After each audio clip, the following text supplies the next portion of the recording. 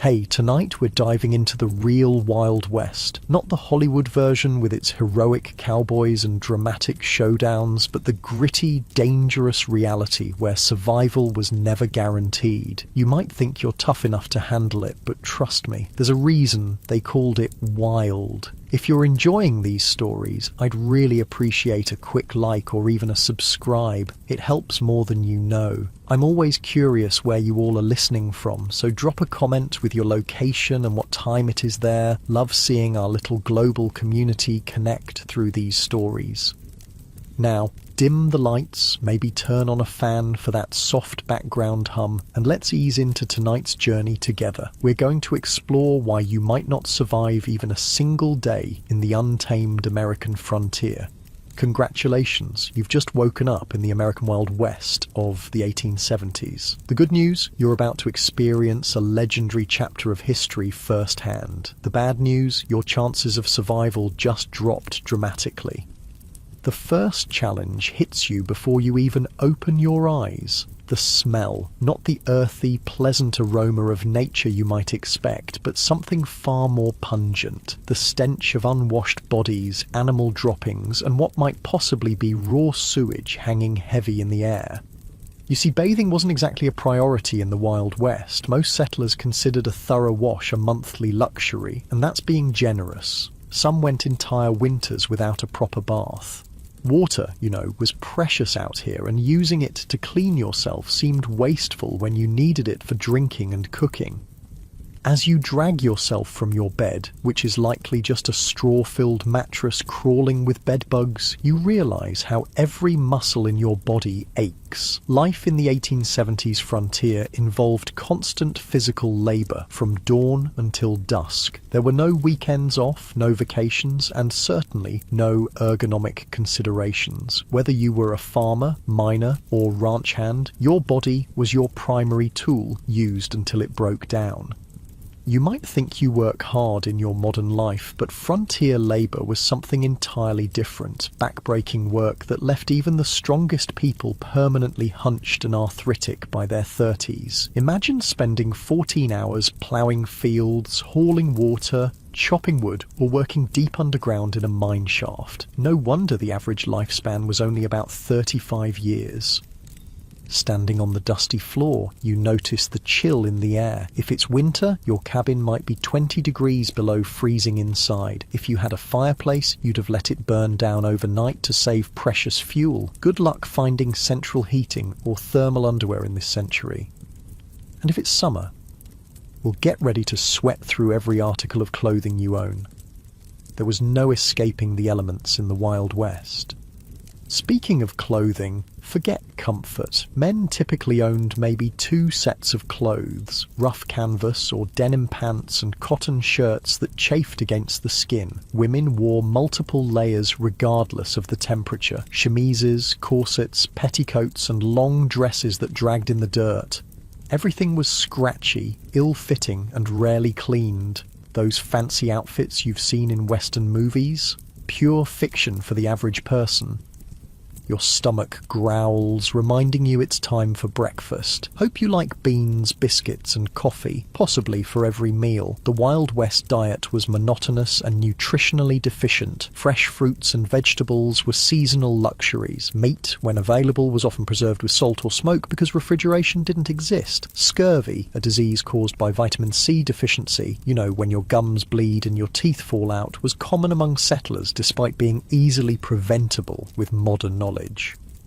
You might think the coffee would at least be good. Cowboys always seem to have a pot brewing in the movies, but what you're served barely resembles what you'd recognize as coffee. It's typically boiled to within an inch of its life, bitter beyond belief, and might include crushed eggshells or even salt to reduce the bitterness. Still, the caffeine would help you face the day, so you drink it without complaint.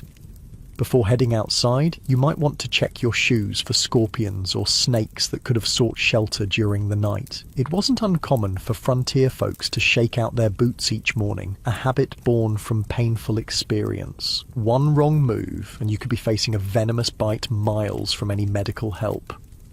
Stepping outside your cabin, you're immediately aware of how exposed you are. The vast landscape of the American frontier was breathtaking, sure, but it was also unforgiving. Extreme weather could appear with little warning. Blizzards, tornadoes, flash floods, or drought could all mean death for the unprepared. The sky might be clear now, but that could change in minutes. If you've settled in a frontier town, you might think civilization offers some protection. In some ways, that's true. In others, it just presents different dangers. Towns in the Wild West were hotbeds of disease. Without proper sewage systems or understanding of germ theory, illnesses spread rapidly through communities. Cholera, typhoid, smallpox, diphtheria, and tuberculosis were constant threats. An outbreak could wipe out half a town in weeks. Speaking of towns, let's say you decide to visit one today. As you approach, you notice there's a distinct lack of the organised layout you might expect. Many Western towns grew haphazardly, with buildings constructed wherever convenient, often without proper planning or infrastructure. The streets aren't paved, but are instead dirt tracks that transform into mud pits when it rains and dust bowls when it's dry. The smell hits you again, stronger now. Horse manure is everywhere because horses are the main transportation. There are no street cleaners or sanitation departments. In some towns, the accumulated waste could be knee-deep in heavily trafficked areas. Flies swarm around you and you realise why disease spreads so easily here. As you walk down the main street, you pass the saloon, likely one of the busiest establishments in town. Contrary to Hollywood depictions, saloons weren't glamorous places with swinging doors and piano players. Most were crude, one-room affairs with rough plank bars and basic furniture. The liquor served wasn't fine whiskey aged in oak barrels, but raw alcohol often mixed with tobacco juice, pepper, turpentine, or even gunpowder to give it extra kick. A single drink could blind you if you were unlucky. The saloon represents another deadly aspect of frontier life: violence. These establishments were frequently sites of deadly confrontations, not because of formal duels or showdowns, but because of drunken arguments that escalated quickly in a heavily armed society. The romanticized gunfights of Western movies were rare. Most violence was impulsive, messy, and over trivial matters. Speaking of being armed, you'll notice almost everyone carries a weapon of some kind, but not for the reasons you might think. While personal protection was certainly a factor, weapons were primarily tools for hunting, protection from wildlife, and sometimes for signaling. The constant threat from bears, wolves, cougars, and venomous snakes made going unarmed foolish, especially when travelling between settlements.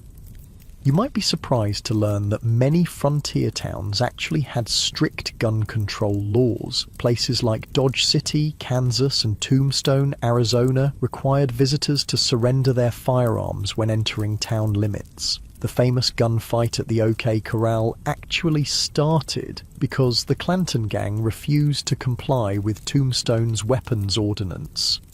Despite what you've seen in movies, quick-draw duels in the middle of the street were exceedingly rare. Most shootings were ambushes or happened during robberies. The skilled gunslinger facing off against an opponent at high noon is largely a Hollywood invention. Real frontier violence was typically sudden, chaotic, and lacked any sense of honor or fairness. As you continue your walk, you pass the local doctor's office. Medical care in the 1870s frontier would horrify you. Most doctors had little or no formal training. Surgical procedures were performed without anesthesia beyond whiskey or morphine, and sterilization was virtually unknown. Something as simple as an infected cut could lead to amputation or death. Common treatments included bloodletting, mercury compounds, arsenic, and other toxic substances that often did more harm than good. Women in childbirth faced mortality rates as high as 1 in 4 in remote areas. Dentistry involved extraction without anesthesia, using crude tools. Most people suffered from painful dental issues for years before finally losing their teeth. If you were injured or fell ill on the frontier, your survival often depended more on luck than medical intervention. Even minor injuries could become life-threatening due to infection. Broken bones might never heal properly, leaving frontier folk with chronic pain and disability. The famous phrase, "only the strong survive," had literal meaning in the Wild West. Your stomach growls again, and you realise it's time for lunch. You head to the local restaurant, which is likely just an extension of someone's home where meals are served for a fee. The food isn't any more varied than your breakfast. Meat is tough and often spoiled, despite heavy smoking or salting. Vegetables, if available, are overcooked to mush. Food safety standards don't exist, so dysentery and food poisoning are common occurrences. While eating, you overhear conversations about recent Indian attacks, outlaw gangs, or the danger of travelling alone, while Native American violence against settlers was far less common than portrayed in popular culture. In fact, settlers and the US military were far more likely to be the aggressors. The frontier was still a place of conflict. The systematic displacement of indigenous peoples created tensions that sometimes erupted into violence on both sides. As for outlaws, they were a genuine threat, particularly in remote areas. Law enforcement was sparse, with a single sheriff sometimes responsible for thousands of square miles. In many places, justice was handled through vigilante action rather than formal legal proceedings. Lynch mobs were common, and the concept of innocent until proven guilty often didn't apply. If you were accused of horse theft or cattle rustling, you might find yourself hanging from a tree before sunset, regardless of your actual guilt or innocence. After lunch, you decide to visit the local general store to stock up on supplies. The prices shock you. Basic necessities cost far more on the frontier than back east due to the difficulty and expense of transportation. A simple can of peaches might cost the equivalent of $20 in today's money. Many settlers spent most of their income on essential supplies with little left over for comfort or luxury. The store offers another glimpse into frontier reality, the isolation. Mail delivery was infrequent and unreliable. Newspapers might be weeks or months out of date. Information travelled slowly, and you might go years without news from family back east. Many settlers never saw their relatives again after moving west. The psychological toll of this isolation contributed to high rates of depression, alcoholism, and suicide among frontier populations. As the afternoon wears on, you notice dark clouds gathering on the horizon. Weather on the frontier wasn't just uncomfortable, it could be deadly. Without modern forecasting, storms arrived with little warning. Blizzards could strand travellers, leading to freezing deaths. Tornadoes destroyed entire communities with no emergency services to assist survivors. Flash floods washed away wagon trains. Droughts ruined crops and caused starvation. If you were lucky enough to have a proper home, it provided minimal protection. Most frontier dwellings were hastily constructed from whatever materials were available. Sod houses on the plains, log cabins in forested regions, or simple wooden structures in towns. None were particularly effective against extreme weather. Winter temperatures inside could drop below freezing. Summer heat was often unbearable, especially in attics or upper floors where many people slept. As the storm approaches, you decide to head back to your cabin before it hits. On the way, you pass a group of men heading to work at the local mine. Mining was one of the deadliest professions on the frontier. Underground cave-ins, toxic gas exposure, explosions from improperly handled blasting powder, and machinery accidents claimed countless lives. Miners also suffered from long-term health issues like black lung from coal dust or mercury poisoning from gold processing. Even if you avoided mining, few frontier occupations were safe. Farming involved dangerous equipment with no safety features. Ranching meant working with unpredictable animals weighing hundreds of pounds. Logging had one of the highest fatality rates of any profession. Whatever you did to make a living, your risk of serious injury or death was exponentially higher than in the modern world. You make it back to your cabin just as the rain begins to fall. The roof leaks in several places, and you place buckets to catch the water. This is a good opportunity to refill your drinking water, as clean water was scarce and precious. Many frontier settlers drank from the same sources used for washing and watering livestock, leading to waterborne illnesses that could quickly turn fatal. As you sit in your leaky cabin listening to the rain, you reflect on how different reality is from the romanticized version of the Wild West. There were no heroes or villains, just people struggling to survive in incredibly harsh conditions. The fact that anyone made it through is testament to human resilience and determination. Night falls early as you have no electricity. Candles and oil lamps provide minimal illumination, and you're careful with them. Fire was a constant danger in frontier homes. A single spark could mean losing everything, with no fire department to call for help. Many towns burned to the ground at least once in their history. You prepare for bed, exhausted from just one day in the Wild West. Your muscles ache, your stomach is unsettled from the unfamiliar food, and your mind is overwhelmed by the constant vigilance required to stay alive. As you drift off to sleep, you wonder if you'll make it through tomorrow, or if you'll become just another statistic in the dangerous story of the American frontier. The wind howls outside your cabin, a haunting reminder of how small and vulnerable humans are against the vastness of the untamed wilderness. Tomorrow, if you're lucky enough to see it, will bring all these challenges again, along with new ones you haven't yet imagined. In the Wild West, survival was never guaranteed. It was earned day by day, hour by hour, through hardship most modern people can scarcely comprehend.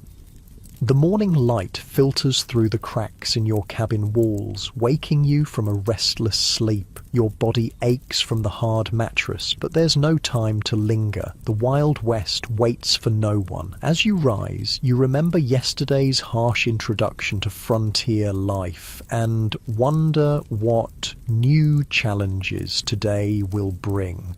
Let's say you decide to leave town today to travel across the frontier. Whether you're heading to another settlement, joining a wagon train west, or simply exploring, travel in the 1870s was an entirely different experience than what you're used to. The good news is that by this time, the Transcontinental Railroad had been completed, connecting the east and west coasts of America. The bad news? Unless you were relatively wealthy or traveling between major cities, you probably couldn't afford to use it. Most frontier folks traveled by horse, wagon, or simply on foot. If you owned a horse, consider yourself fortunate. Horses were expensive to buy and maintain, putting them out of reach for many settlers. A good horse might cost the equivalent of several months' wages. Then you needed saddles, bridles, feed, and veterinary care, though veterinary care often meant shooting the animal if it broke a leg or developed certain illnesses. Riding itself was no pleasure cruise. Saddles in the 1870s weren't designed for comfort, but for function. Hours in the saddle left even experienced riders with blisters and aching muscles. And if your horse spooked at a snake or sudden noise, which happened frequently, you could easily be thrown, potentially suffering broken bones or worse miles from any help. If you couldn't afford a horse, you might travel by wagon. Forget the romantic image of pioneers cheerfully rolling across pristine prairies. Wagon travel was brutally uncomfortable. The vehicles had no suspension system beyond the slight give in wooden wheels, meaning you felt every rock, rut, and hole in the trail. The constant jarring caused wagon sickness, similar to seasickness, leaving travelers nauseous and miserable. Roads, if they existed at all, were typically just dirt tracks carved by previous travellers. After rain, they became muddy quagmires where wagons could sink axle deep. During dry periods, the dust was so thick you could barely breathe or see. Wagons frequently broke down, with wheels cracking or axles snapping miles from the nearest settlement. Let's say you've decided to journey all the way to California or Oregon. You've joined a wagon train heading west on the famous Oregon Trail. This 2,000-mile journey was one of the most perilous undertakings of the 19th century. Of the approximately 400,000 people who attempted it between the 1840s and 1860s, an estimated 1 in 10 didn't survive. The Oregon Trail was sometimes called the nation's longest graveyard. Some historians estimate that an average of 10-15 people died for every mile of the trail. Think about that. A grave every 350 feet or so for 2,000 miles. The trail was lined with makeshift crosses and stone markers, many without names, as families were forced to bury loved ones and continue their journey. Disease was the #1 killer on the Oregon Trail. Cholera, a bacterial infection spread through contaminated water, was particularly devastating. This horrible illness, caused severe diarrhea and vomiting, draining the body of fluid so quickly that a person could be healthy at breakfast and dead by dinner. There was no effective treatment available. Wagon trains would sometimes lose dozens of people in a single cholera outbreak.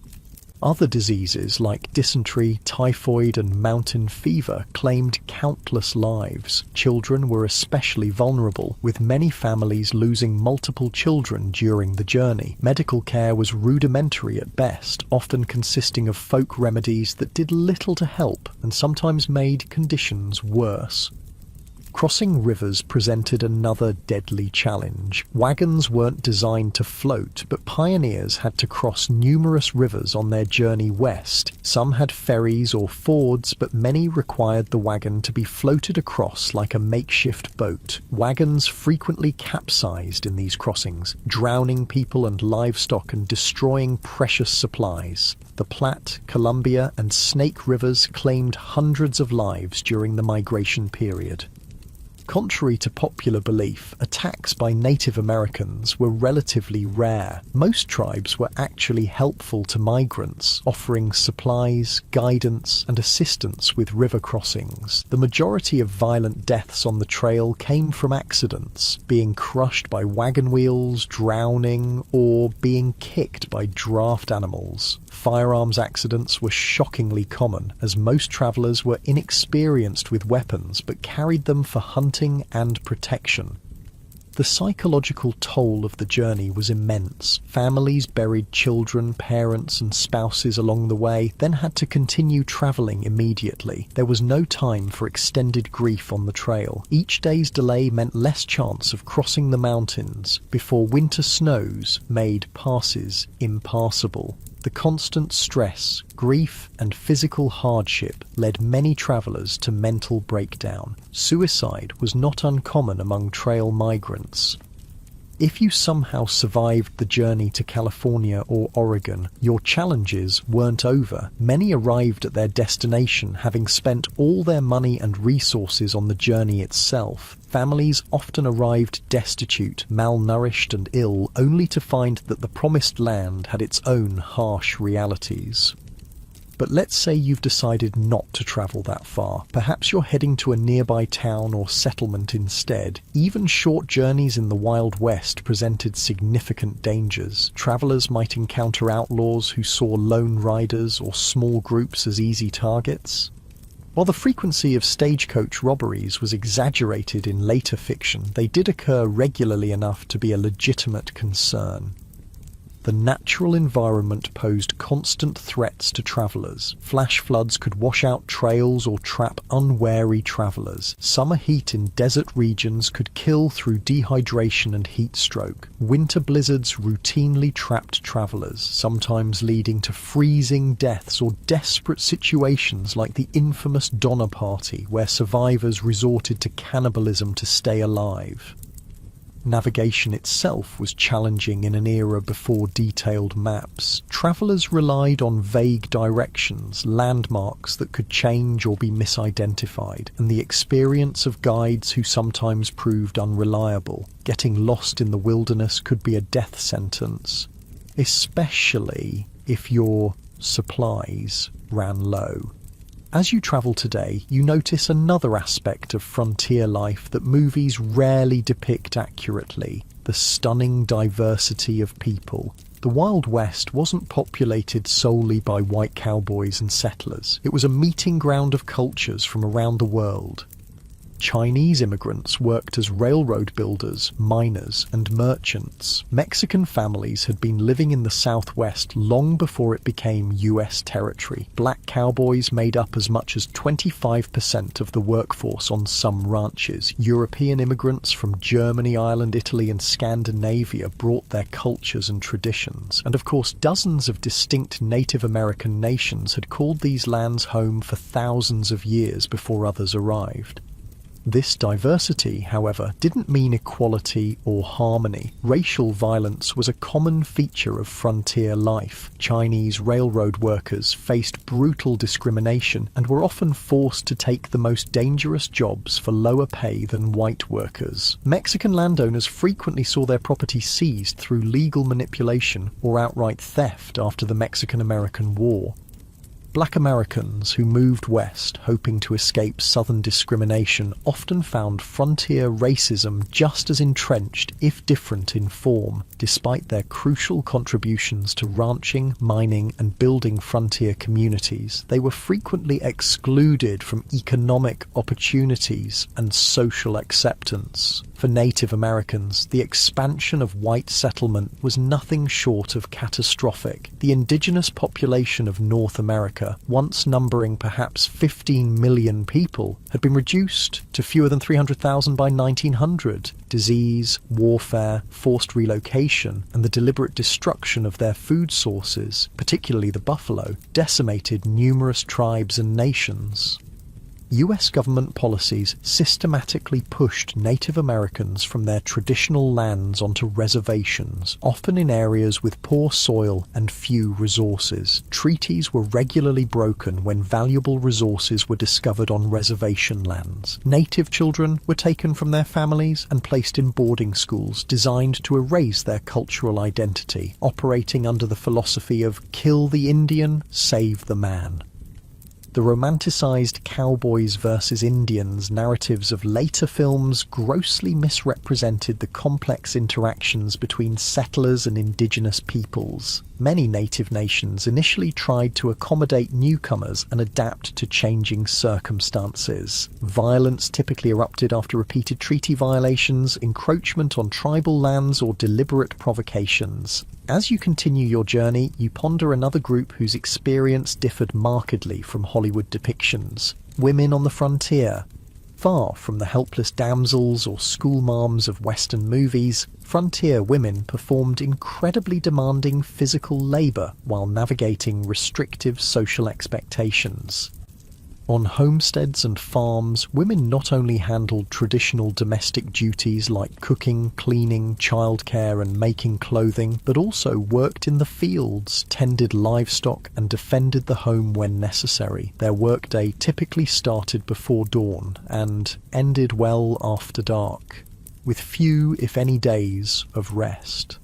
A frontier woman might need to plough fields in the morning, deliver a neighbour's baby at midday, fight off predators threatening the livestock in the afternoon, and still prepare meals and care for her own children throughout. Many women became widows young due to the dangerous nature of frontier life and had to manage farms or businesses alone while raising children.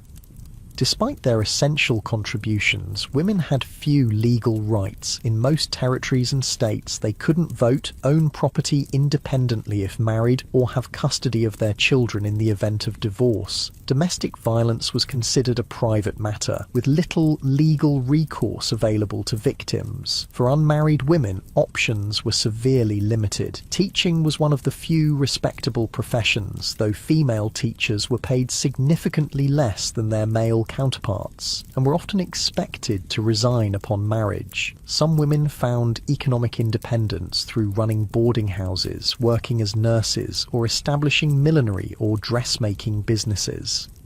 Then there were the soiled doves, prostitutes who worked in frontier brothels and saloons. While later mythology romanticized these women, the reality was typically grim. Many entered the profession out of economic desperation after being widowed or abandoned. Physical abuse, drug addiction, and venereal disease were common hazards of the work. Even those who managed to earn substantial money found themselves socially ostracized and unable to transition to more respectable positions.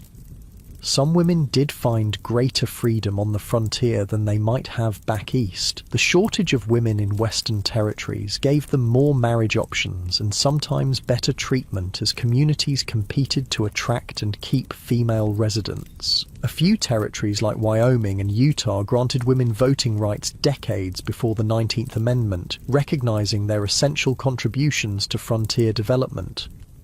As the day wears on and you continue travelling, you might wonder about law enforcement in this supposedly lawless land. The reality was complex and varied widely by location. Major cities and towns typically had some form of organised law enforcement, but vast rural areas had minimal if any official protection. County sheriffs were elected officials responsible for maintaining order across sometimes enormous territories. A single sheriff might be the only law enforcement for thousands of square miles, making regular patrols impossible. They relied heavily on deputizing ordinary citizens during emergencies, creating posses to pursue criminals or respond to violence. Town marshals handled law enforcement within town limits, sometimes with a few deputies in larger settlements. These positions were often dangerous and poorly paid, attracting a mix of dedicated public servants and those who enjoyed the power the badge provided. Some famous lawmen, like Wyatt Earp, moved between legitimate law enforcement and more questionable enterprises throughout their careers.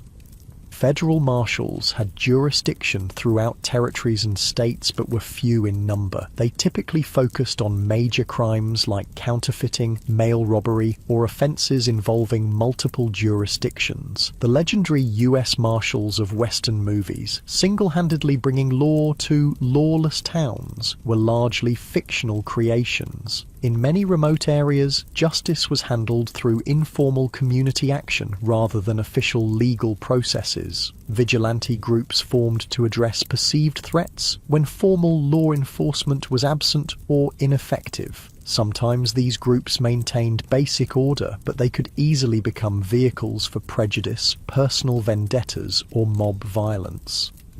The iconic image of the quick-draw gunfight was largely a later invention. Most frontier violence was mundane, impulsive, and often alcohol-fueled. Bar fights that escalated to fatal levels, domestic violence, and disputes over land or livestock were far more common than dramatic shootouts on dusty streets. Criminal punishment was harsh by modern standards. Hanging was the standard penalty for murder, rape, and sometimes theft, particularly of horses or cattle. Prisons existed, but were primitive facilities with high mortality rates from disease, violence, and poor conditions. Many communities preferred immediate execution to the expense of long-term imprisonment.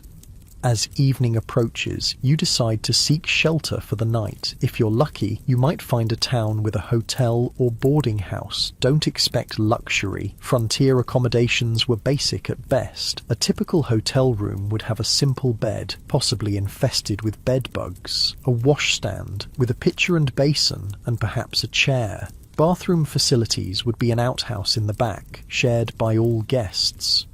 Privacy was minimal, with thin walls allowing you to hear your neighbours' every movement and conversation. In busier establishments, you might even share a bed with a stranger, a common practice to maximise capacity during busy periods. The sheets might not have been changed for previous guests, and lighting would be limited to candles or oil lamps.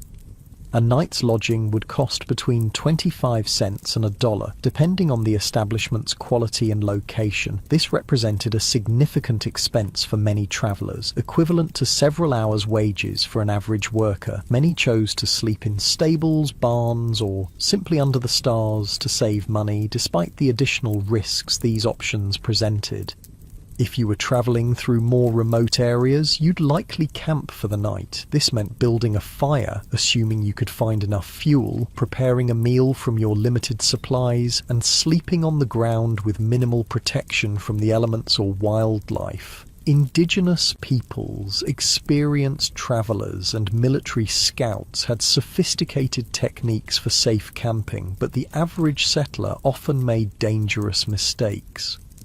Proper fire management was literally a matter of life and death. A fire built too large could spark a prairie or forest fire that could consume thousands of acres in hours. One built too small might not provide enough warmth during cold nights, leading to hypothermia. Campfire cooking required skills most modern people lack, often resulting in meals that were simultaneously burnt and raw. As night falls fully and you prepare to sleep, the sounds of the frontier darkness surround you. Coyotes howl in the distance, unfamiliar birds call, the wind whispers through grass or trees. For people accustomed to modern light and noise pollution, the profound darkness and strange sounds of wilderness nights often triggered intense anxiety.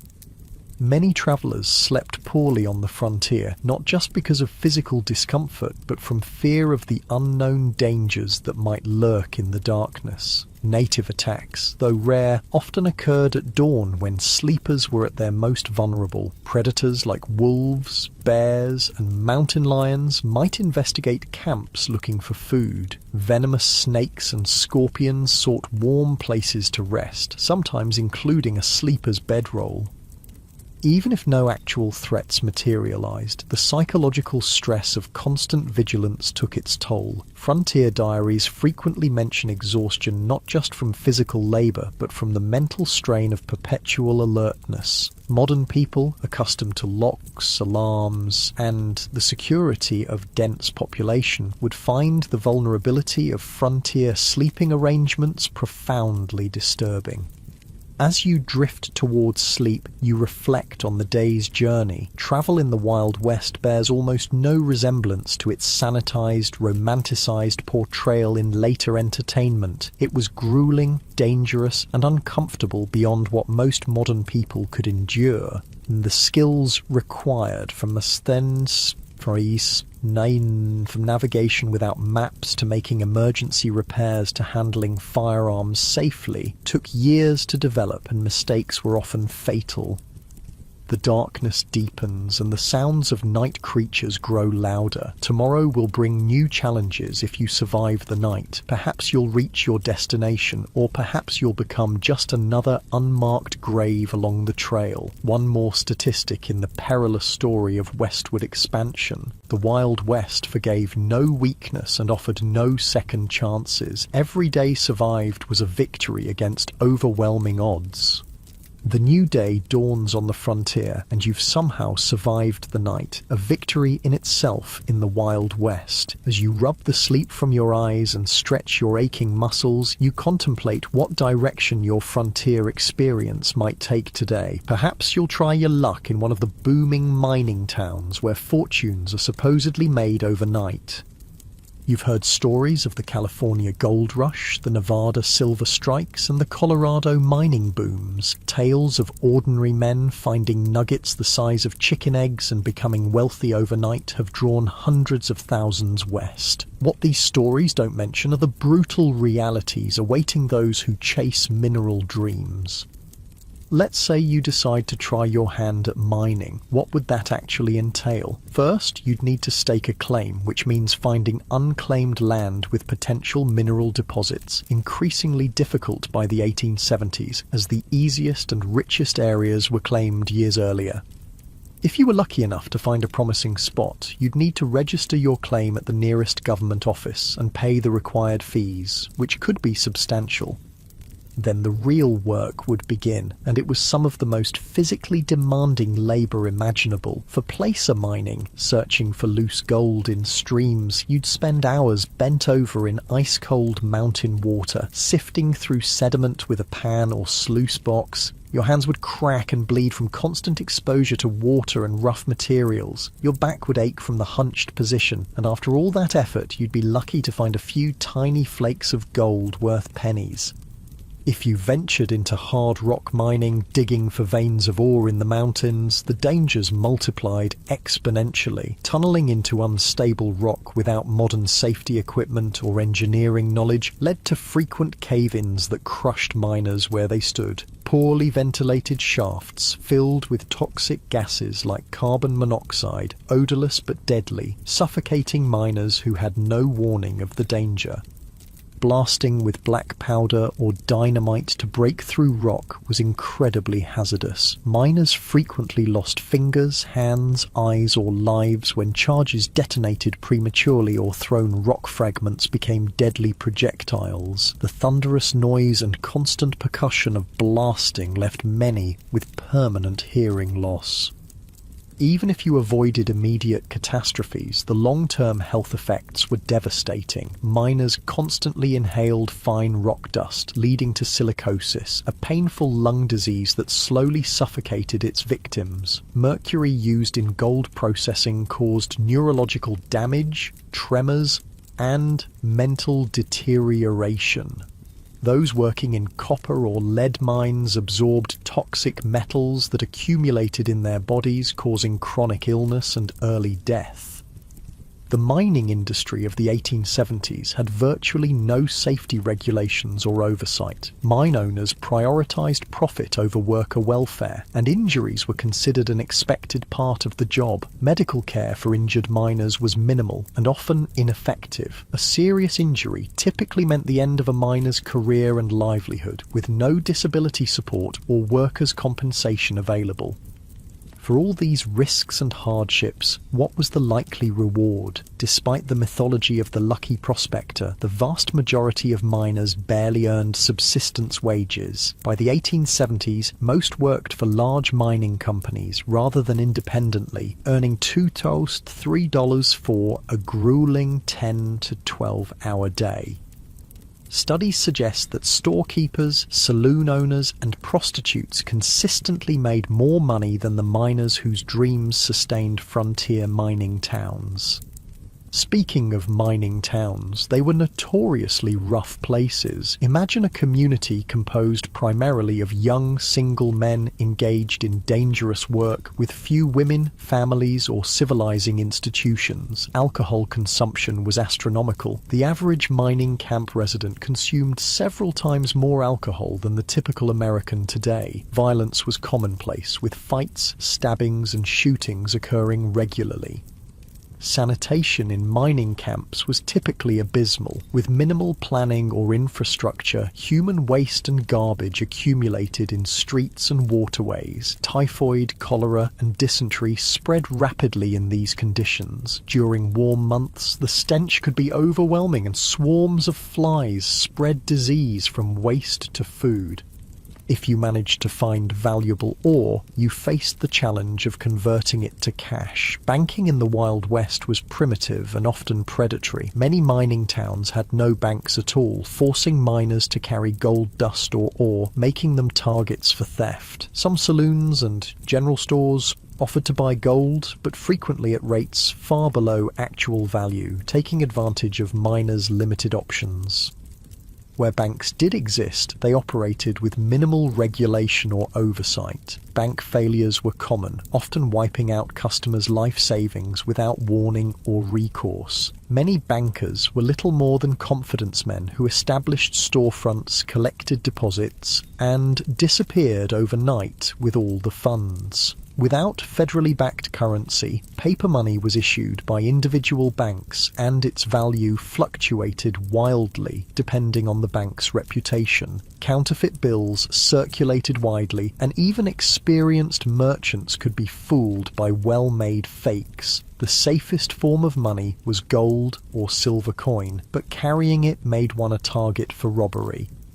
Perhaps, after considering the dangers and disappointments of mining, you decide to try your hand at ranching instead. The cattle industry was booming in the 1870s, with demand for beef in eastern cities creating opportunities on the frontier. Surely this would be a healthier, more profitable venture. Ranching did indeed avoid some of the worst health hazards of mining, but it introduced its own unique dangers and hardships. Starting a ranch required significant capital. Land, livestock, equipment and buildings all represented major investments. Many aspiring ranchers went deeply into debt purchasing these necessities, betting their future on favourable weather and market conditions. Nature often had other plans. Droughts could wither grazing lands and dry up crucial water sources, forcing ranchers to either watch their cattle starve or sell at devastating losses. Harsh winters could kill entire herds, as happened in the infamous Great Die-Up of 1886 to 1887, when up to 90% of cattle on northern ranges froze or starved to death during unusually severe weather.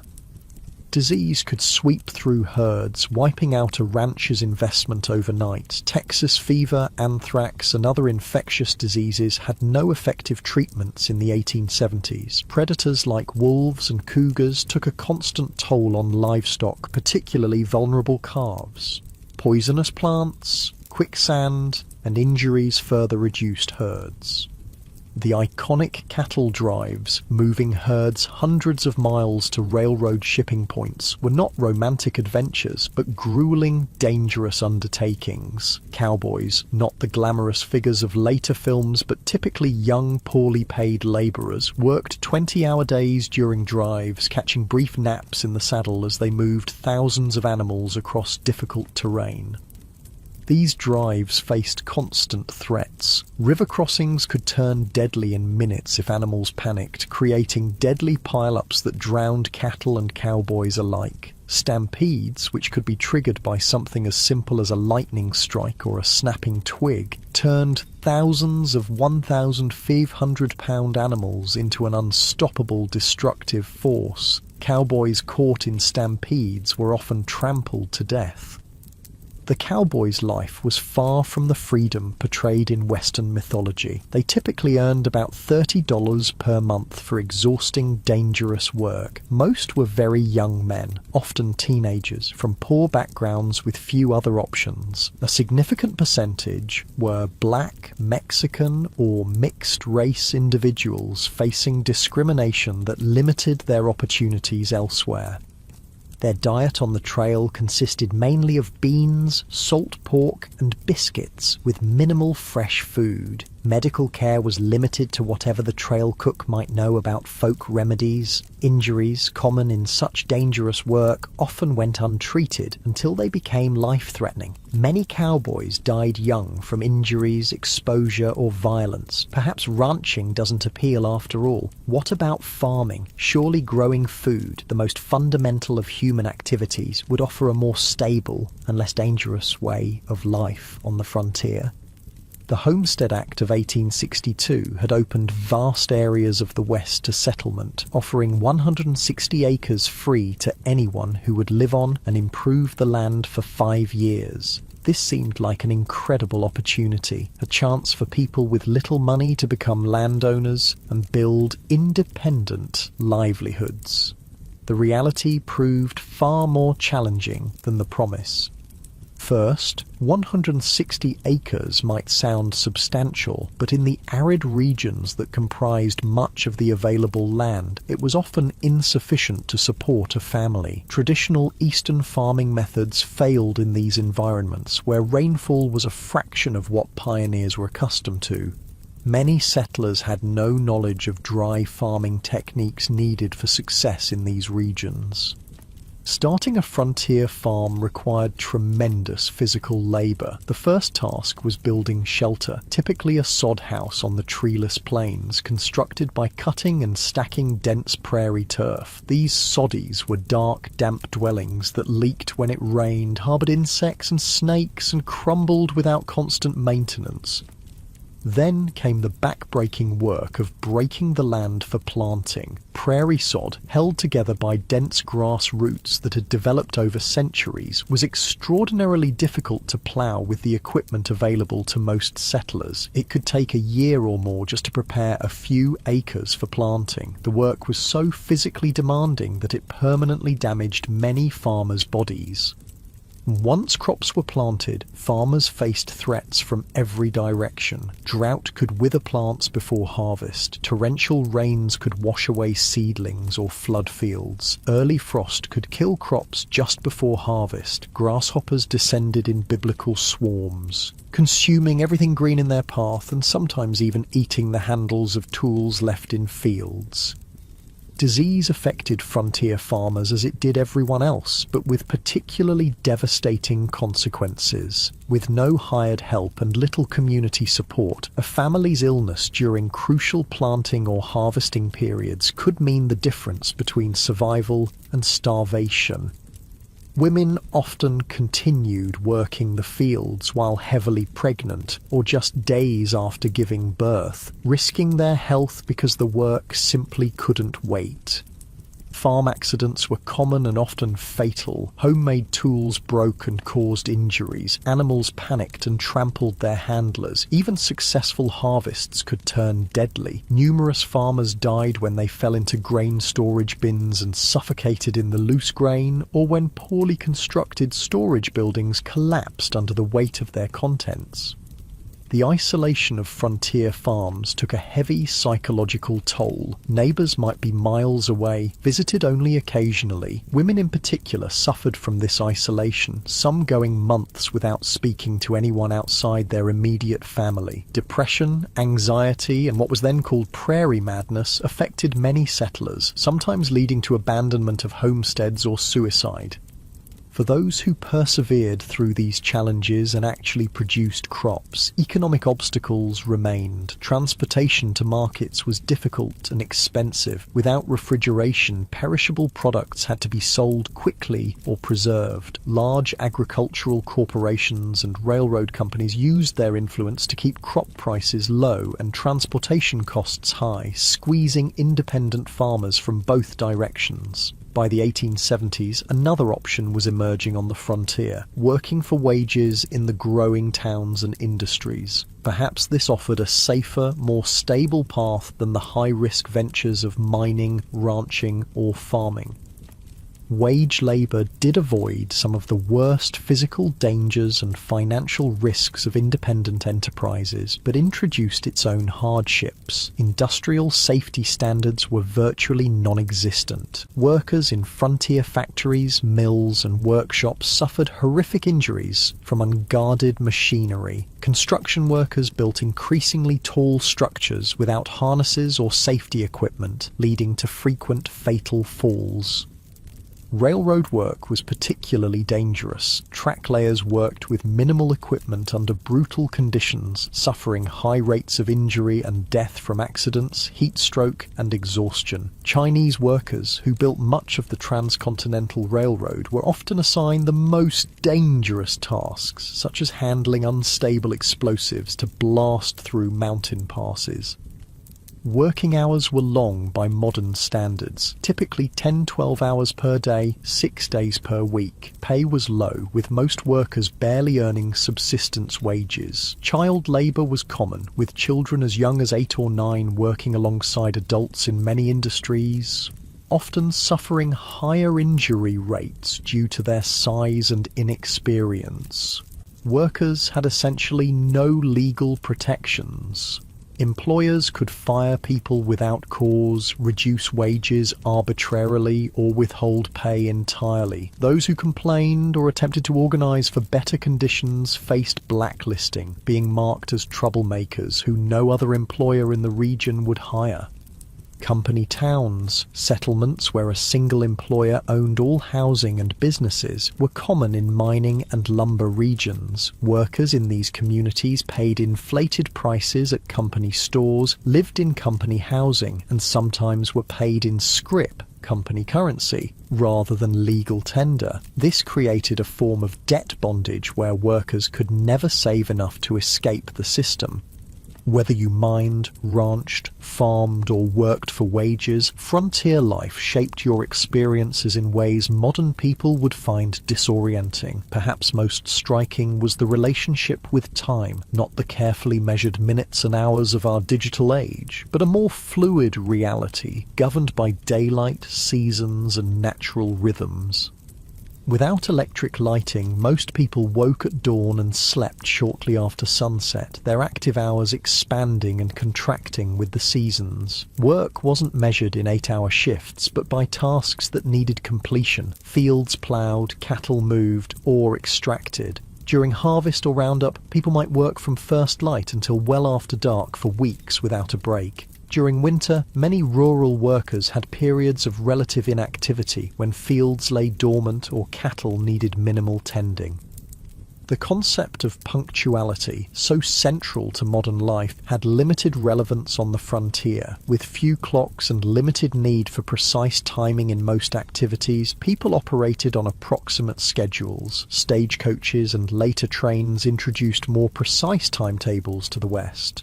But outside these specific contexts, morning or after dinner were sufficiently specific time designations for most purposes. Entertainment and leisure looked nothing like their modern counterparts. After exhausting workdays, most frontier folks had little energy for complex activities. Conversation around the fire, storytelling, or simple card games were common evening pastimes. Music was popular when instruments and skilled players were available, with fiddles, harmonicas, and guitars providing accompaniment for social dances. Reading material was precious and often shared among entire communities. A single book might be read aloud to gatherings of neighbours or passed from family to family until it fell apart from use. Newspapers, when available, were read repeatedly, with every advertisement and notice scrutinised for information about the wider world. Organised sports existed, but in simpler forms than today. Baseball was gaining popularity, played with minimal equipment on makeshift fields. Horse racing, wrestling, and shooting competitions provided both entertainment and opportunities to demonstrate valuable skills. Children played games that required little or no equipment: tag, hide and seek, and variations of stickball that could be played with found objects. Holidays and community celebrations took on great importance as rare opportunities for socializing and recreation. 4th of July celebrations might draw people from miles around for picnics, speeches, games, and dancing. Harvest festivals marked the successful completion of the year's most critical work. Religious holidays provided both spiritual meaning and welcome breaks from routine. As the day draws to a close, you find yourself reflecting on the relentless challenges of frontier life. Every aspect required harder work, involved greater risk, and offered fewer comforts than its modern equivalent. The people who survived and sometimes thrived in these conditions possessed qualities that modern society rarely demands: extraordinary physical endurance, practical skills applicable to countless emergencies, and psychological resilience in the face of constant hardship and loss.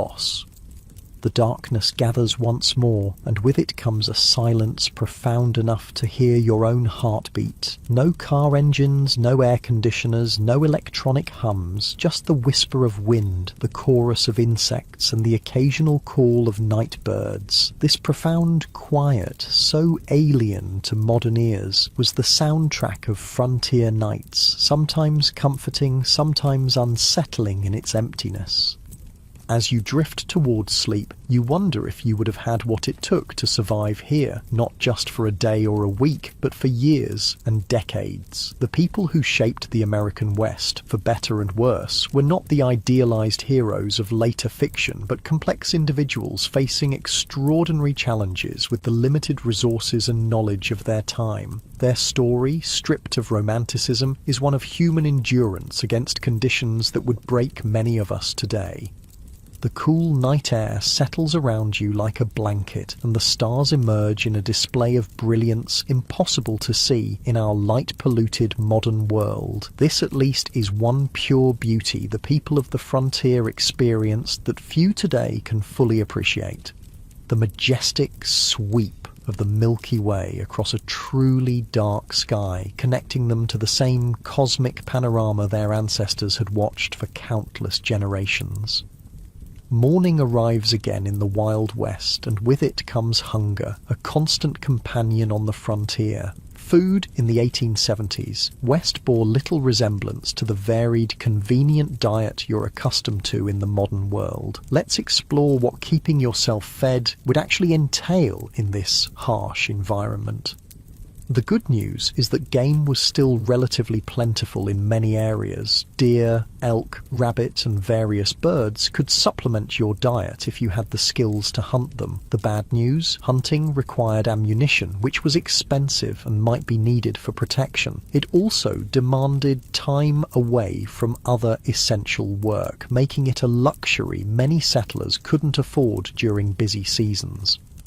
Most frontier families relied heavily on foods they could grow, preserve, or purchase in bulk. The staples of the frontier diet were beans, corn, and pork, dense in calories but monotonous and nutritionally incomplete. Fresh fruits and vegetables were available only in season, a few months at most, and winter diets often contained no fresh produce whatsoever. This lack of dietary variety led to widespread nutritional deficiencies. Scurvy, caused by vitamin C deficiency, was common during winter and early spring when no fresh produce was available. The symptoms, bleeding gums, loosening teeth, joint pain, and eventually death, were well known but difficult to prevent with available resources. Other deficiency diseases affected growth in children and caused various chronic health problems in adults. Food preservation was a constant challenge and critical survival skill. Without refrigeration, meat needed to be consumed quickly or preserved through smoking, salting, or drying. These methods deterred bacterial growth but drastically changed flavors and textures while reducing nutritional value. The heavy salt content of preserved foods contributed to high blood pressure and other health issues. Women spent enormous amounts of time preserving food when it was abundant for use during scarce periods. Vegetables were pickled in vinegar or fermented. Fruits were dried or preserved with sugar if available. Root vegetables might be stored in root cellars, underground spaces that maintained cool temperatures. These preservation efforts were not optional activities, but essential survival work that could determine whether a family would eat during winter. Food storage presented its own problems. Properly prepared preserved foods could last months or even years, but improper techniques led to spoilage and potentially deadly food poisoning. Additionally, stored food attracted pests. Rats, mice, and insects consumed portions of most stored food supplies, and their droppings contaminated what remained. Most frontier families simply accepted a certain amount of insect parts and rodent droppings in their flour, beans, and other staples as unavoidable. Cooking itself was far more labour-intensive than modern people can easily comprehend. Meals were prepared over open hearths or wood-burning stoves that required constant attention and fuel. In wood-scarce prairie regions, women and children might spend hours gathering buffalo chips, dried manure, or twisted grass to burn as cooking fuel. Water had to be hauled from wells or streams, often hundreds of pounds per day for cooking, cleaning, and drinking.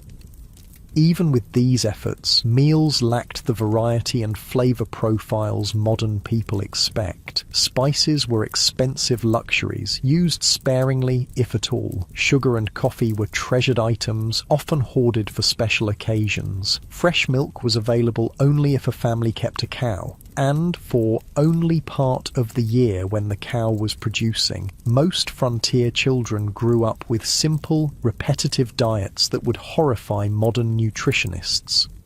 Interestingly, despite these limitations, obesity was rare on the frontier. The combination of limited food supplies, minimal sugar consumption, and constant physical labour kept most people lean. However, this leanness wasn't necessarily healthy. Many frontier folk suffered from malnutrition even when they had sufficient calories to sustain their work. Beyond basic survival needs like food, frontier life presented unique challenges for families raising children. If you had been born in the Wild West, rather than just visiting it, your childhood would have been dramatically different from modern experiences.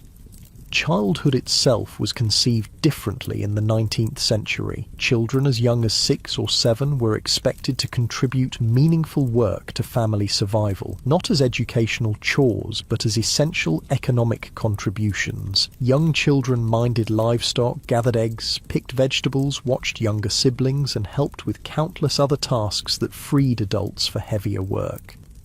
By age 10 or 12, most frontier children worked alongside adults at nearly adult capacity. Boys followed fathers into fields, barns, or workshops, learning skills through direct participation rather than formal instruction. Girls worked with mothers, learning the complex domestic skills necessary for frontier homemaking. Not simple housekeeping, but the production of essential goods like clothing, preserved food, candles, and soap. This early adulthood extended to other areas of life. Children were not sheltered from the harsh realities around them. They witnessed births, deaths, slaughtering of animals, and the sometimes violent conflicts of frontier communities. They were expected to understand and adapt to these realities, rather than being protected from them. Education, as modern people understand it, was limited and inconsistent on the frontier. In established towns, schools might operate for a few months each year, typically during winter when agricultural work was minimal. One teacher, often barely educated themselves, might be responsible for students ranging from 5 to 17 years old, all studying in a single room.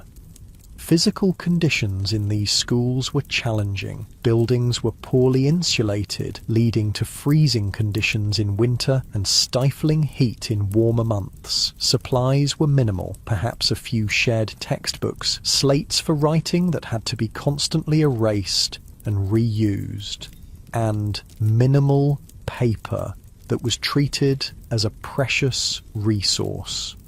Corporal punishment was the standard disciplinary approach, with whippings or beatings administered for infractions as minor as whispering or failing to memorize assigned material. In more remote areas, formal schooling might not exist at all. Some families conducted home education using whatever books were available, but many frontier children received only the most basic literacy and calculation skills, if that. Their education focused instead on practical knowledge, how to predict weather, track animals, prepare soil for planting, treat common injuries, and perform the countless other tasks essential for survival. Child mortality remained devastatingly high throughout the frontier period. Approximately 1 in 4 children died before reaching adulthood, with the highest risk in the first 5 years of life. Diseases that modern medicine easily prevents or treats, measles, diphtheria, scarlet fever, whooping cough, routinely killed or permanently disabled young children. Accidents claimed many more, as child safety was a foreign concept in an era where survival demanded risk-taking. The psychological impact of this mortality on both children and parents is difficult for modern people to comprehend. Most children grew up watching siblings die. Parents expected to lose children and often gave the same name to a subsequent child if an older sibling died young. A practice that seems strange today, but reflected the different relationship with mortality in an era when death was an everyday presence. Perhaps nothing illustrates the gulf between frontier and modern life more clearly than approaches to health and medicine. If you became ill or injured in the 1870s West, your experience would bear almost no resemblance to modern healthcare. The first difference would be the absence of professional medical care in most situations. Doctors were scarce, with many communities having none at all. Those who did practice on the frontier often had minimal training, perhaps a brief apprenticeship or a few months at a medical college. Their knowledge reflected medical science of the era, which still relied heavily on theories like humoral balance that had more in common with medieval medicine than modern practice. Without access to professional care, most health issues were addressed through home remedies and folk medicine. Every community had people, usually women, known for their healing skills, drawing on traditions brought from various cultures. Some of these treatments, particularly herbal remedies, had genuine medicinal properties, but many were ineffective or actively harmful. Common medical treatments of the era included bloodletting, which weakened already ill patients, purgatives that caused severe diarrhea, supposedly to expel bad humours, and poultices of various substances applied to wounds, some of which introduced infection rather than preventing it. Laudanum, a tincture of opium, was widely used for pain, leading to addiction in many cases. Mercury compounds were prescribed for numerous conditions despite their toxicity. Even when treatments had some validity, impure medications caused problems. Without pharmaceutical regulations or standardization, commercially sold medicines varied wildly in potency and often contained dangerous contaminants. Many patent medicines marketed as cure-alls contained primarily alcohol, providing temporary relief through intoxication rather than addressing underlying conditions. Surgery in frontier conditions was particularly horrific. Without effective anesthesia, beyond alcohol, whiskey, or opium, patients endured excruciating pain during procedures. Sterilization was unknown or inconsistently practiced, leading to rampant post-surgical infections. Amputation was the standard treatment for serious limb injuries, performed with saws and knives that might be wiped clean but never properly sterilized. Childbirth represented perhaps the starkest contrast between frontier and modern medical experiences. Women typically gave birth at home, attended by a midwife if one was available, or female relatives if not. Without prenatal care, many complications weren't identified until labour was underway. Breech births, hemorrhage, and other emergencies that modern medicine handles routinely often resulted in the death of mother, child, or both.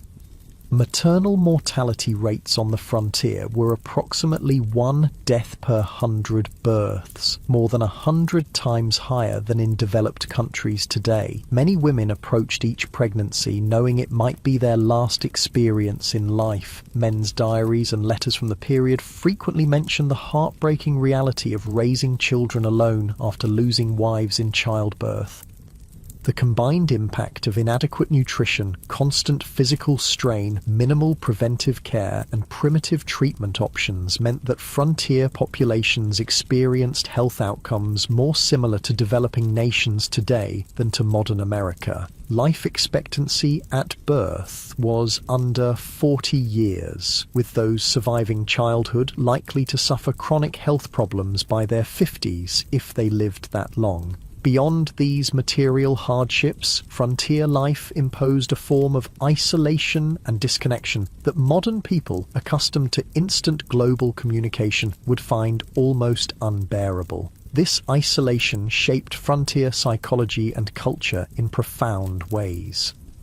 Communication with distant family or friends occurred at the speed of physical transportation. Letters took weeks or months to reach recipients, if they arrived at all. News travelled slowly and unreliably, often distorted through retelling. Major events might not become known in remote areas until months after they occurred. This information vacuum contributed to a highly localised worldview where distant events seemed abstract and irrelevant compared to immediate community concerns.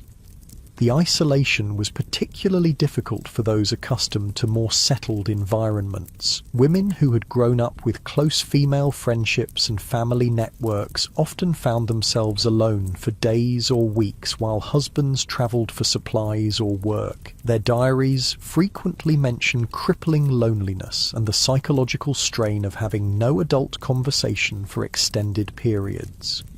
This isolation sometimes led to what contemporary accounts called prairie madness, severe depression, anxiety, and occasionally psychosis triggered by the combination of isolation, constant work, and environmental hardships. Some affected individuals became violent toward family members or committed suicide. Others simply abandoned their homesteads and returned east, unable to endure the psychological pressure of frontier life.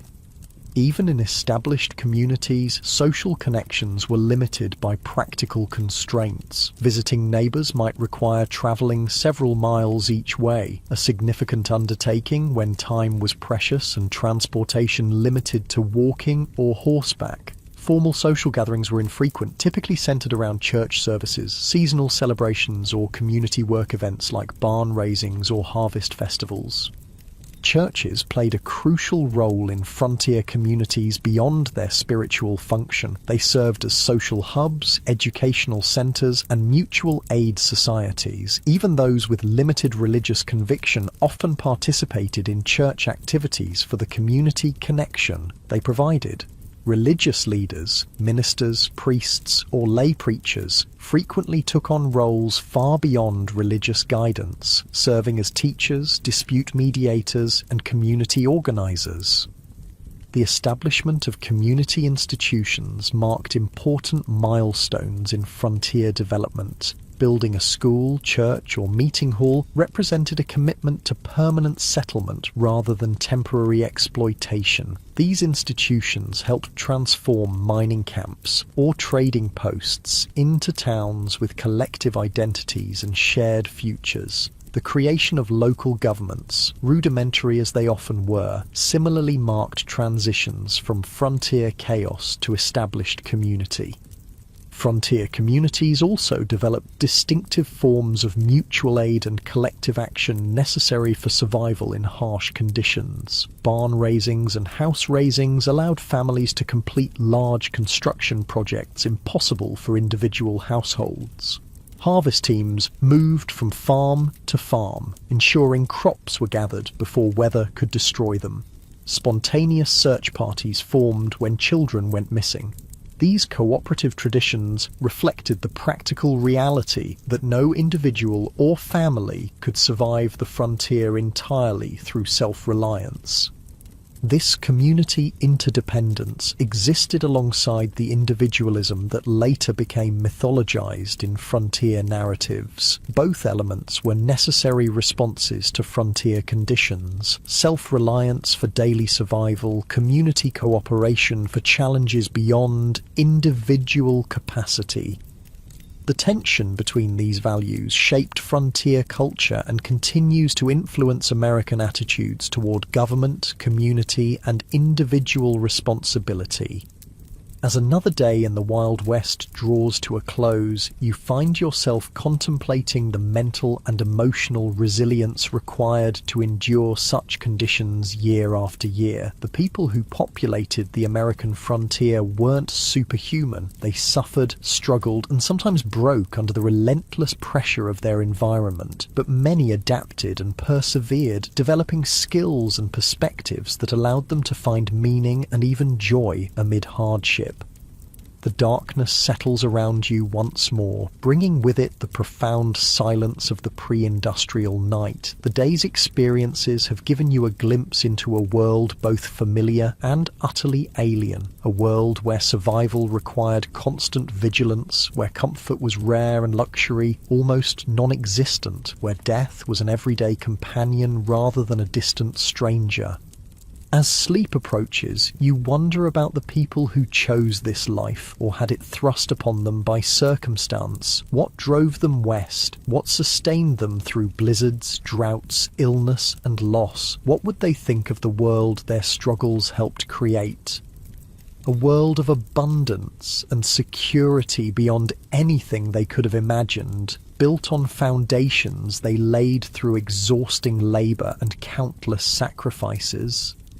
The questions follow you into dreams filled with endless prairies, towering mountains, and the faces of those who tamed the Wild West, not through romantic gunfights, but through the quiet heroism of daily persistence against overwhelming odds. Their story, stripped of Hollywood glamour and frontier mythology, stands as a testament to human adaptability and the extraordinary courage of ordinary people facing extraordinary challenges. Dawn breaks on what will be your final day in the Wild West. As the golden light spills across the landscape, you take a moment to appreciate the raw beauty that drew so many westward despite the dangers and hardships. The frontier was a place of stunning natural grandeur.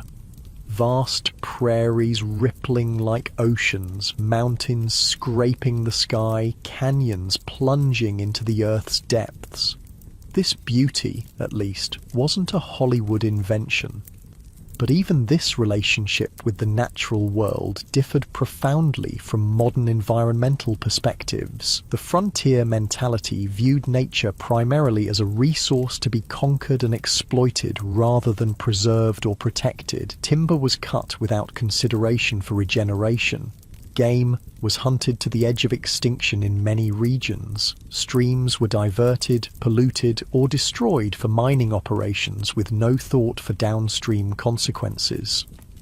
The near extinction of the American bison, buffalo, stands as perhaps the starkest example of this exploitative approach. In the 1700s, an estimated 30–60 million bison roamed North America. By 1884, fewer than 1,000 remained. This devastation wasn't simply the result of hunting for food or hides, though that played a part. It was also deliberate policy, encouraged by the US government as a way to deprive Plains Indian tribes of their primary resource, forcing them onto reservations. General Philip Sheridan, a key military leader in the Plains Indian Wars, reportedly stated, "Let them kill, skin, and sell until the buffalo is exterminated. It is the only way to bring lasting peace and allow civilization to advance." Whether or not he actually spoke these exact words, they accurately reflect government policy of the era. The destruction of the buffalo herds was environmental warfare designed to break indigenous resistance by eliminating their way of life. For Native American nations across the West, the expansion of white settlement represented an apocalypse, not just physical displacement, but the collapse of economic systems, spiritual practices, and cultural identities tied to specific landscapes and resources. While early interactions sometimes involved trade and cooperation, by the 1870s most indigenous groups faced stark choices: confinement on reservations, continued resistance against overwhelming odds, or cultural assimilation. The reservation system itself represented a form of cultural genocide. Native children were forcibly removed from families and sent to boarding schools designed to kill the Indian and save the man, as Captain Richard H. Pratt, founder of the Carlisle Indian Industrial School, infamously stated. These children had their hair cut short, were forbidden from speaking their languages, practicing their religions, or maintaining their cultural identities. The intergenerational trauma from these policies continues to affect Native communities today. Armed resistance against American expansion almost invariably ended in defeat, though some groups maintained independence longer than others. The Battle of the Little Bighorn in 1876, where combined Lakota, Northern Cheyenne, and Arapaho forces defeated Lieutenant Colonel George Armstrong Custer's 7th Cavalry, represented one of the last major indigenous victories. The subsequent military campaigns against these tribes were marked by increasing brutality, including attacks on villages and the killing of women and children. The tragedy of this cultural collision was heightened by the fact that many native nations had sophisticated agricultural systems, complex governance structures, and rich cultural traditions that could have offered valuable knowledge to European settlers. The different approaches to land use and ownership created fundamental misunderstandings. Many native groups couldn't conceive of owning land any more than one could own the air or stars, making treaty negotiations over territory fundamentally problematic from the start. These cultural conflicts extended beyond native white relations. The West was extraordinarily diverse, with communities from around the world bringing different languages, religions, customs, and approaches to frontier life. This diversity was both a strength, introducing varied skills and perspectives, and a source of tension in communities struggling with scarce resources and limited infrastructure. Chinese immigrants, who played crucial roles in building the transcontinental railroad and developing mining operations, faced particularly severe discrimination. The Chinese Exclusion Act of 1882, the first major American law restricting immigration based on nationality, grew from anti-Chinese sentiment that had festered for decades in Western territories. Chinese miners were frequently driven from productive claims through violence or unjust application of foreign miners' taxes. Chinese communities in frontier towns often faced riots and mass expulsions when economic conditions deteriorated.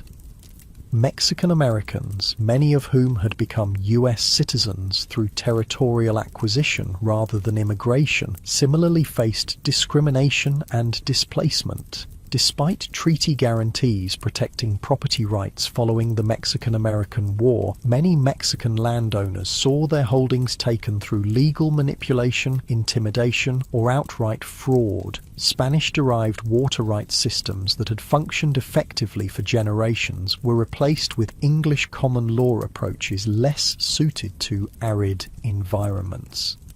Even European immigrants found that national and religious identities continued to matter on the frontier. Irish Catholics, German Lutherans, Scandinavian Protestants, Eastern European Jews, each group tended to establish distinct communities and maintained cultural practices from their homelands. These communities provided mutual support, but sometimes became targets for nativist sentiment when economic or social tensions arose.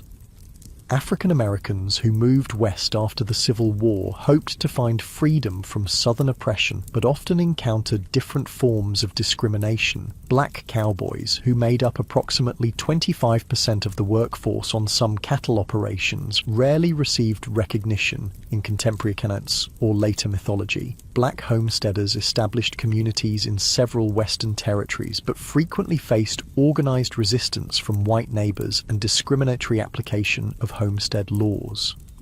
The collision of these diverse groups, each with their own values, practices, and expectations, created frontier communities far more complex and conflict-ridden than later romantic depictions would suggest. The melting pot metaphor popularized in later American mythology obscured both the persistent cultural distinctiveness of various groups and the power imbalances that determined whose cultures would be preserved and whose would be suppressed. As the day progresses, you find yourself in a frontier town undergoing rapid transformation, a transition happening across the West during the 1870s and 1880s. The initial phase of settlement, characterized by individual prospectors, independent farmers, and small-scale enterprises, was giving way to more organized corporate development of Western resources. The arrival of railroads catalyzed this transition. The Transcontinental Railroad, completed in 1869, dramatically reduced travel time between east and west from months to days. Subsequent branch lines penetrated previously isolated regions, connecting them to national markets and supply chains. This transportation revolution allowed large-scale extraction of Western resources for Eastern factories and enabled mass-produced Eastern goods to flood Western markets. These economic connections accelerated the integration of Western regions into national systems, but often disadvantaged small producers. Independent miners couldn't compete with large mining corporations that brought industrial methods and capital investment. family farms struggled against agricultural enterprises operating on vast acreage. Small ranchers found themselves squeezed by cattle companies with investor backing and political connections. Corporate interests increasingly dominated political as well as economic structures. Railroad companies, mining conglomerates, timber interests, and large landholders exercised enormous influence over territorial and early state governments. Water rights, mineral claims, grazing access, and timber concessions were allocated through processes that typically favoured those with financial and political power rather than small operators or community interests. This transition from frontier to integrated region wasn't simply economic but cultural. The rough-edged mining camp or cattle town gradually acquired institutions that signalled permanence and connection to wider society. Banks, schools, churches, newspapers, theatres and fraternal organisations. Streets were surveyed and sometimes paved. Wooden structures were replaced with brick and stone buildings. Local governments enacted ordinances regulating behaviour that had previously gone ungoverned. For many who had been attracted to the frontier precisely because of its freedom from Eastern constraints, these changes represented unwelcome domestication of the wild spaces they had sought. Some continually moved westward ahead of advancing civilization, seeking new frontiers. Others struggled to adapt to increasing regulation, competition, and social expectations. The mythological end of the frontier, declared in the 1890 census, represented real psychological and cultural challenges for those whose identities were tied to frontier conditions.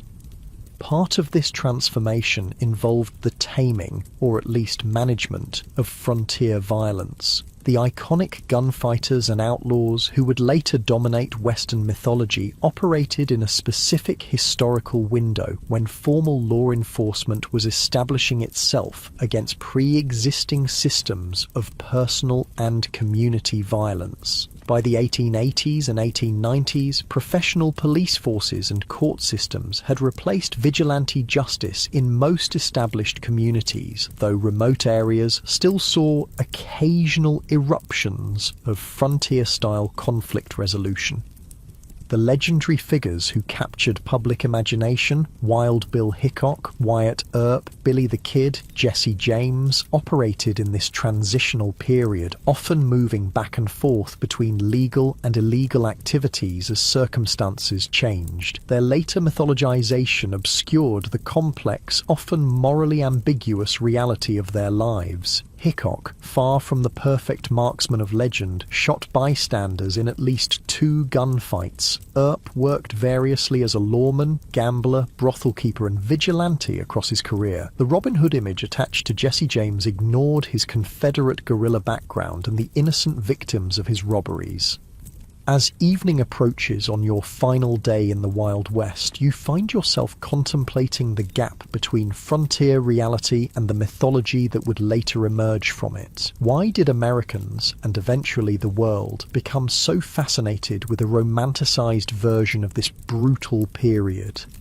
What needs did these myths serve, and what truths did they obscure?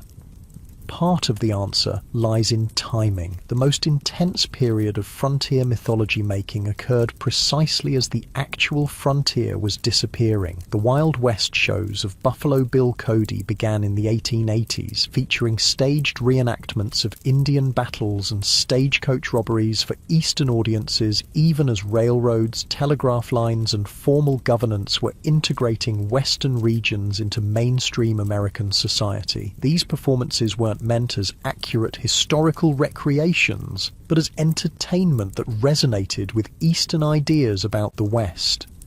The dime novels that popularized exaggerated tales of Western heroes originated not on the frontier but in Eastern publishing houses, written by authors who rarely had first-hand experience of the regions they described. These formulaic stories emphasized action, clear moral distinctions between heroes and villains, and a vision of the West as a testing ground for American virtues of self-reliance, courage, and individualism. Later, Hollywood westerns further refined and amplified these mythological elements, creating iconic images of lone cowboys, heroic sheriffs, dastardly outlaws, and savage Indians that bore little resemblance to historical reality. These films served psychological and cultural functions beyond entertainment. They offered reassuring narratives about American identity during periods of rapid social change and international challenges. The mythology suggested that American character had been forged in frontier conditions, producing exceptional qualities that distinguished the nation from older societies. It implied that American expansion across the continent had been not just inevitable, but morally justified, a triumph of civilization over wilderness and progress over primitive cultures. It presented simplified moral frameworks where good invariably triumphed over evil through righteous violence, justifying America's growing military and economic power on the world stage. What these myths obscured was the complex, morally ambiguous reality of Western development, the genocide of indigenous peoples, the exploitation of immigrant labor, the environmental devastation, the corporate manipulation of political systems, and the deeply divided community struggling with fundamental questions about identity, governance, and resources. The real West offered no simple moral lessons, but rather a case study in how human societies adapt to challenging conditions, sometimes showing remarkable cooperation and creativity, sometimes descending into exploitation and brutality. As darkness falls once more, you reflect on your brief journey through the unromanticized Wild West. You've experienced firsthand why the average person today, accustomed to abundant food, medical care, physical safety, and countless comforts unknown to frontier dwellers, would likely not survive even a single day in the actual conditions of the 1870s frontier. The skills, knowledge, physical conditioning, and psychological resilience required for frontier survival represent a way of life so distant from modern experience as to be almost unimaginable. Yet something about this world continues to fascinate us. Perhaps it's the raw honesty of a life stripped to essentials, where tasks have immediate consequences and achievements represent tangible victories against natural constraints. Perhaps it's the community interdependence that emerged from shared challenges, creating connections that transcended differences in background or belief. Perhaps it's simply the reminder that human beings can endure and even find meaning in conditions far harsher than most of us will ever face.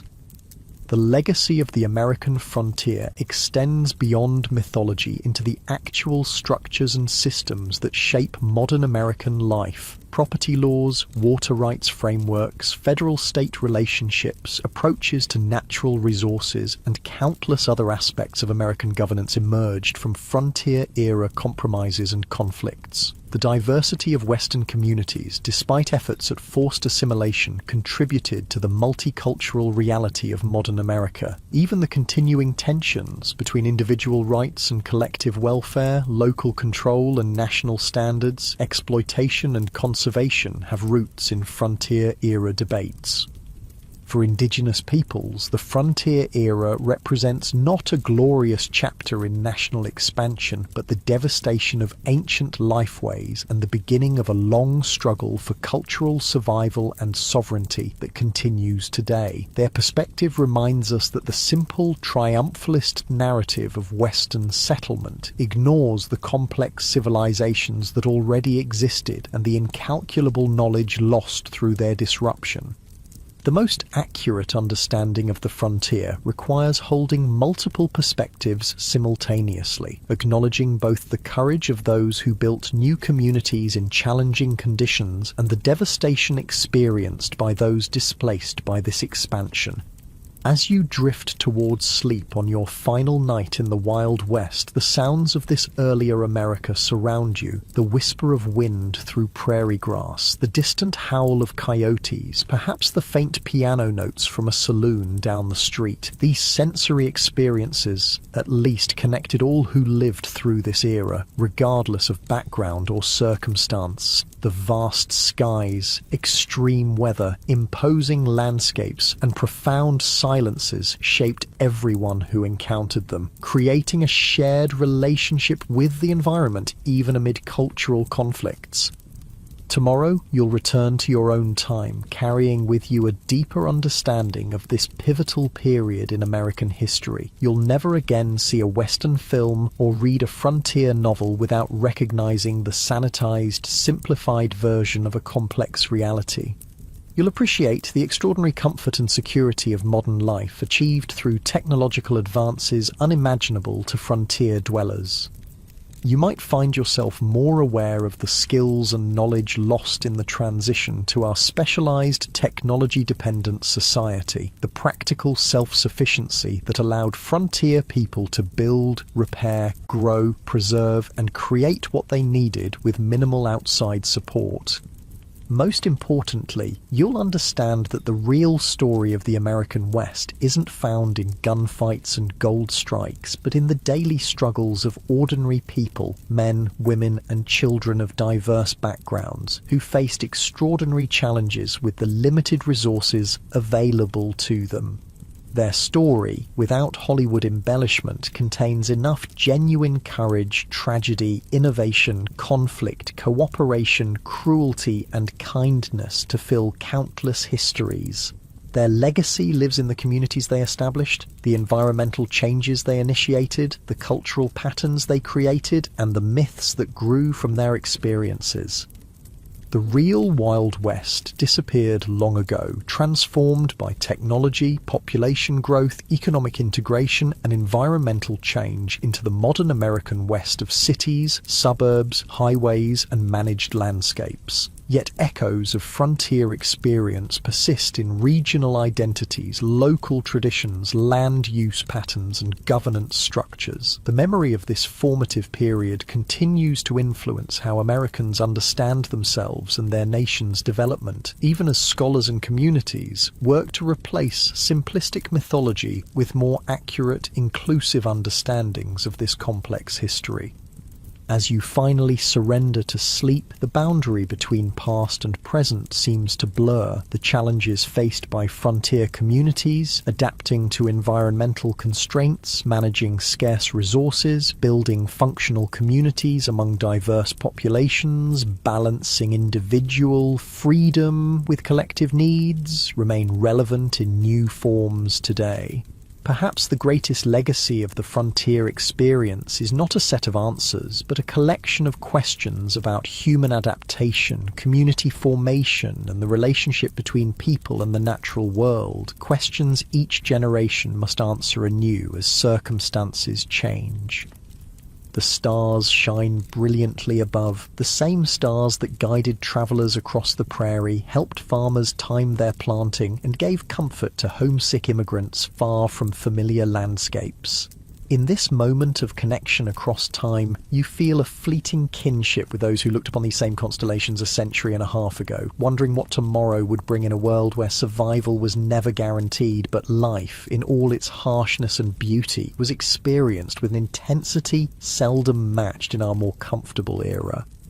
Sleep comes at last, and with it dreams of a West both harsh and magnificent, a place where human vulnerability and resilience were displayed in equal measure, where diverse peoples collided and sometimes cooperated in ways that would shape a nation, and where the daily struggle for existence contained moments of transcendent connection with landscapes of breathtaking grandeur.